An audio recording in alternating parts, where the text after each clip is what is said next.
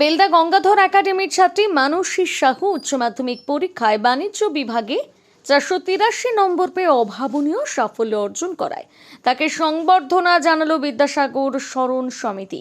বৃহস্পতিবার অনুষ্ঠানে মানসী সাহুকে পুষ্পস্তবক উত্তরীয় এবং একটি স্মারক উপহার তুলে দেন সমিতির সম্মানীয় সদস্যবৃন্দ। সমিতির পক্ষ থেকে মানুষের উজ্জ্বল ভবিষ্যৎ কামনা করা হয় এবং তার কঠোর পরিশ্রম ও অধ্যবসায়ের ভূয়সী প্রশংসা করা হয়।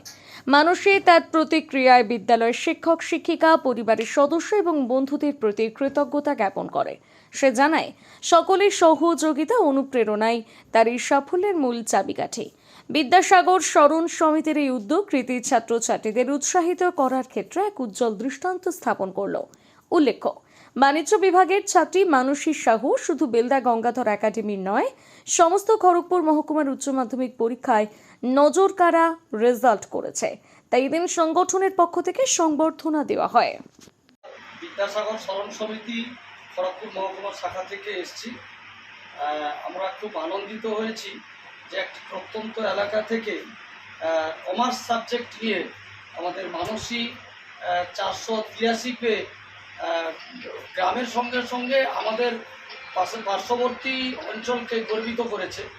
আমরা তাকে অভিনন্দিত করার জন্য আজকে বিদ্যাসাগর স্মরণ সমিতি থেকে এসেছি।